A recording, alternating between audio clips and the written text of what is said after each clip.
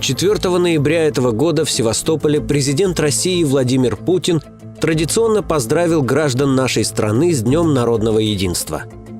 Говорил он о любви к родине, уважении к предкам, преданности своей стране и труде на ее благо.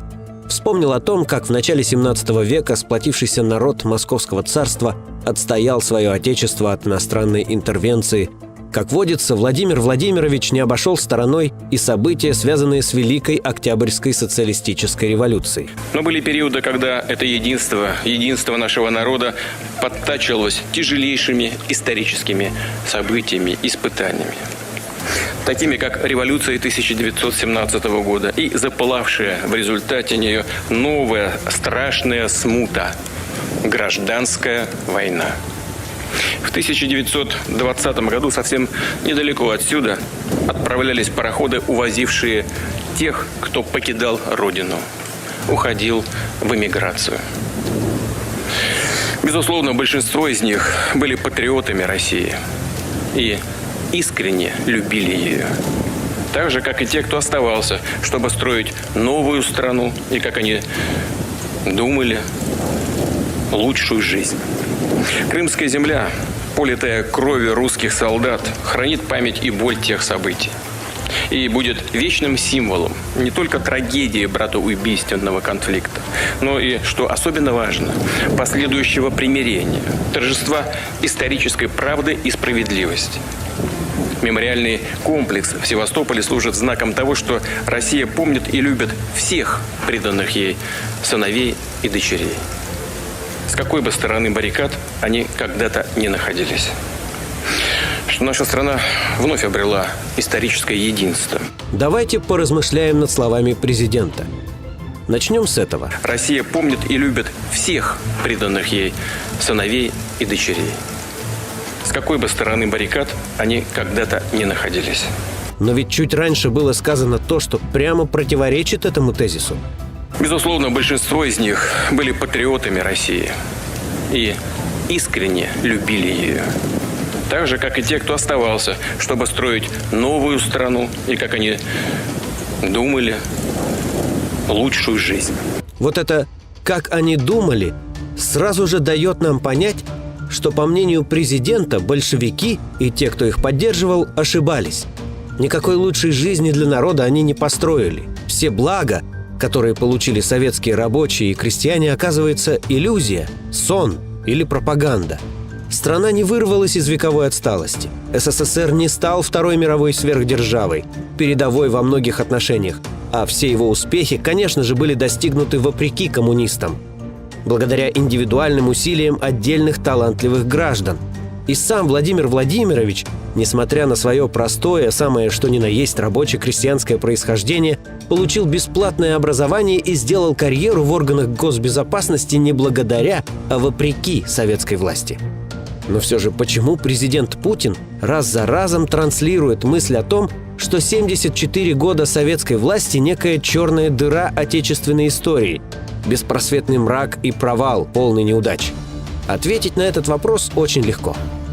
Российская Федерация – государство капиталистическое.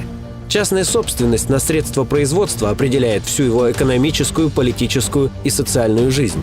И сколько ни пой песен о народном единстве, именно частная собственность разделяет граждан страны на классы и разъединяет их. Власть в современной России не на словах, а на деле принадлежит классу богатейших дельцов. Владимир Владимирович, как высшее должностное лицо государства капиталистов, просто не может не ставить интересы этого класса на первое место. Вырази он хоть малейшую симпатию пролетарской революции 17 года, тут же придется поставить под сомнение целесообразность реставрации капитализма и приватизации на территории Советского Союза.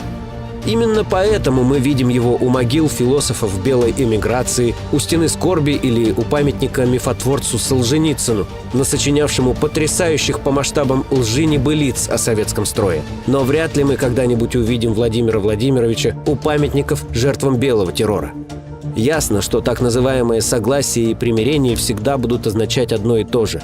Общество должно согласиться с тем, что белые были правы, и примириться с тем, что красных будут постоянно очернять. Ведь белые боролись за частную собственность, за власть богатых и за их право жить чужим трудом, то есть, по сути, за нынешний экономический уклад, а красные за то, чтобы фабрики, заводы, земля и недра страны находились в общественной собственности и работали на благо людей труда. Но вернемся к разговору о народном единстве. Что на самом деле означает пресловутое народное единство при капитализме? Если отбросить всю лишнюю болтовню и эмоции, в сухом остатке это прежде всего согласие эксплуатируемых с эксплуатацией. Терпи ухудшающиеся условия труда, рост цен, удавку кредитов, реформы, уничтожающие образование и здравоохранение. Будь доволен скупыми подачками частного собственника и олигархического государства. Затяни потуже пояс, работяга, в то время как капиталист будет еще быстрее набивать свои карманы. Кому кризис, а кому рост прибылей. Сплочение общества при капитализме всегда происходит в интересах богатейших слоев общества за счет рядовых тружеников. Это их отправляют на войну умирать за интересы толстосумов или убивать беззащитных жителей бедных стран, потому что те оказались на пути у могущественных империалистов. Буржуазный солидаризм везде одинаков. И в пределе своем он означает полное подавление политической воли рабочего класса, уничтожение любых независимых профсоюзов, отказ даже от видимости демократии, антикоммунизм и репрессии в отношении коммунистов. Разве современная Россия не идет той же многократно протоптанной капиталистами других стран дорожкой? Конечно, медленнее, чем соседняя Украина, но не менее уверенно. «Мы один народ», — говорят нам с высоких трибун и с экрана ТВ. «Мы один народ», живущие за чертой бедности, число которых в стране в последние годы по официальным данным колеблется у отметки 20 миллионов человек, а с ними десятки миллионов тех, кто едва сводит концы с концами, и свыше сотни российских миллиардеров, чье совокупное состояние превышает 600 миллиардов долларов США. Нищие пенсионеры у мусорного бака с просроченными продуктами и 1% богатейших граждан РФ, на долю которых приходится 57% всех богатств страны. Собственники роскошных квартир, вилл, дворцов, в том числе и за границей, и миллионы граждан, не имеющих своего жилья, вынужденных снимать углы, миллионы ипотечных рабов, десятки тысяч обманутых дольщиков, миллионы безработных, выживающих как придется, и дети-бездельники состоятельных родителей, которые с жиру бесятся, потому что им нечего больше хотеть. Отпрыски состоятельных семей, которые учатся в самых престижных вузах России и дальнего зарубежья, и молодежь вымирающей российской провинции, которой нет места в экономике нефти и газопроводов. Миллиардер Тинькофф, успешно вылечившийся в этом году от лейкоза в Великобритании, и в этом же году умершая общественная активистка Дарья Семенова, которая боролась за доступ к лекарствам для больных муковисцидозом. Она стояла в одиночных пикетах у Минздрава с плакатом «Хочу жить». Вице-премьер Карачаево-Черкесии Руслан Тамбиев, вопреки запрету на проведение массовых мероприятий, устроивший для своей дочери свадьбу с 1000 гостей, и пенсионерка из Башкирии Валентина Звонарева, которую полицейские грубо выбросили из рейсового автобуса за отказ предъявить QR-код. Горняки и спасатели, погибшие в шахте Листвяжная, и ее владельцы. Мы один народ.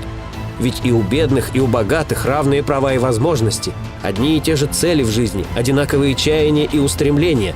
А классы, неравенство, деление людей на социальные группы по их отношению к средствам производства, непримиримые противоречия капитализма – лишь опасные выдумки Маркса.